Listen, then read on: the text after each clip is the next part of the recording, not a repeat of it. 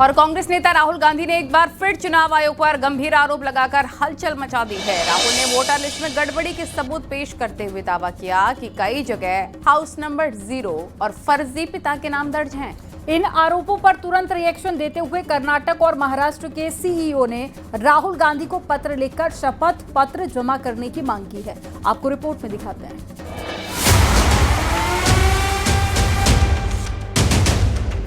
और election commission देश में पूरे एविडेंस को डिस्ट्रॉय करने की सोच रहा है। एक बार भी उन्होंने उन वोटर लिस्ट को पकड़कर आकर प्रेस कॉन्फ्रेंस नहीं किया है जिन राज्यों में उनकी जीत हुई थी पहले या अभी हाल फिलहाल में उनकी जीत हुई है। कि राहुल जी के दिमाग की चिप चोरी चली गई है। आप बिहार के लोगों में इसका कोई असर नहीं है। ये दिल्ली में हल्ला कर रहे हैं, बिहार में कहां कोई असर है इस चीज का।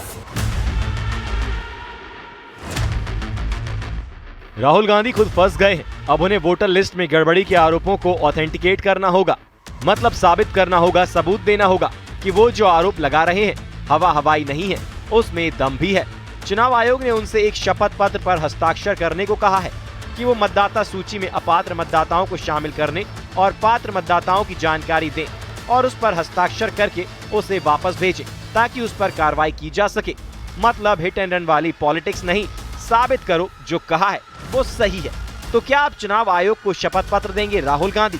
क्योंकि आरपी एक्ट सेक्शन 31 में गलत जानकारी अपराध, बीएनएस के सेक्शन 227 में गलत सबूत देना अपराध। अब क्या करेंगे राहुल? अगर उनके आरोपों में कोई दम है तो वो साइन करें, नहीं तो उनके आरोपों को फर्जी या हवा हवाई कहा जाएगा। मतलब साइन करने पर गलत आरोप निकले तो एक्शन हो सकता है और नहीं साइन करेंगे तो फर्जी कहलाएंगे। लेकिन राहुल गांधी इस पर साइन के मूड में नहीं है। राहुल कह रहे हैं मेरा वचन ही मेरा शपथ है। What I say to the people is my word. Right? I'm saying it publicly to everybody. Take it as an oath. This is their data and we are displaying their data. This is not our data. This is Election Commission data. जब आप लोगों ने राहुल गांधी से पूछा कि आप oath में देंगे तो राहुल गांधी बोलते हैं मेरे शब्द ही मेरे ओथ हैं, my words are my oath. बहुत बड़ा बाहुबली है।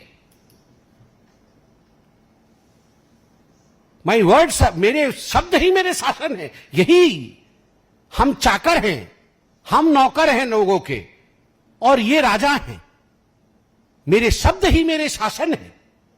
ये तो इस फिल्म में डायलॉग था ना, मेरे शब्द ही मेरे शासन है। मैं बोल दूंगा वही शासन होगा। आप गांधी परिवार के हो सकते हैं, आप गांधी जी नहीं हैं।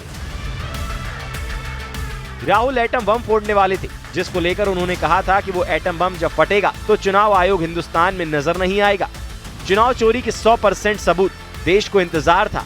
हर कोई जानने को उत्सुक था कि राहुल के पास ऐसा क्या सबूत है जो एटम बम जैसा खतरनाक है। उनकी स्केल समझिए। एक असेंबली में तकरीबन 12 से 15% वोट इन्होंने मैन्युफैक्चर कर दिया।